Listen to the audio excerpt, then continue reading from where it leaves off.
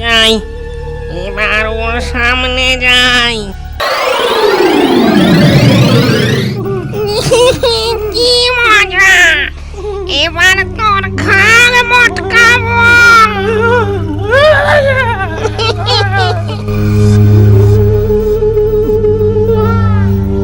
পাল্লায় পড়েছি, আজ বোধহয় আর রক্ষে নেই।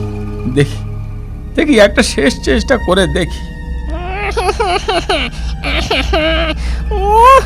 কতদিন মানুষের মাংসের হালুয়া খাইনি। অনেকগুলো ভূত ধরে আমারই ঝোলায় রেখেছি। এবার এবার আর একটা পেয়েছি, এটাকেও ঝোলায় পুরবো, এটাকেও ঝোলায় পুরবো। তুই ভূতেদের ধরে ঝোলায় পুরিস? বিশ্বাস না হয় এই দেখ। ঝোলা থেকে আয়নাটা বের করে ওকে দেখাই।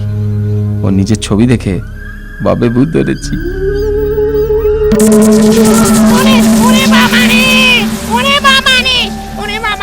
এ তো দেখছি সত্যি ভূত ধরেছে। আমায় ধরবেন না, আমায় ধরবেন না, আমায় এবারের মতো মাফ করে দিন হুজুর। আমার হাতের কাছে এলে আর পালাবার জো নেই। আমায় ছেড়ে দিন, আমায় ছেড়ে দিন। সারা জীবন আমি আপনার কেনা গোলাম হয়ে থাকবো। হ্যাঁ, তোকে ছাড়তে পারি এক শর্তে। আমি যা বলবো তাই তোকে শুনতে হবে। আমি রাজি, আমি রাজি, আমি রাজি। বেশ বেশ, তবে এক্ষুনি এক বস্তা মোহর নিয়ে আয়। মহারায়, মহারায়, মহারায়। ঠিক আছে ঠিক আছে, মোহর এনেছিস, এবার আমাকে বাড়ি নিয়ে চল।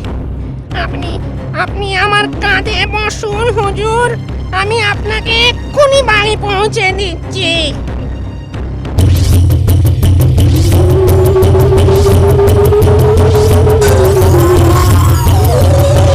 ব্যাস ব্যাস ব্যাস, এইখানে নামা, এইখানে নামা। ওই ওই ওই ওই দেখ, ওইটা আমার বাড়ি। ওর পাশের জমিতে ভোরবেলার মধ্যেই একটা বড় পাকা বাড়ি করে দিবি। হ্যাঁ, আর আর একটা ধানের গোলাও করে দিস। আজ্ঞা হুজুর। এই নিন একটা সোনার নগুন।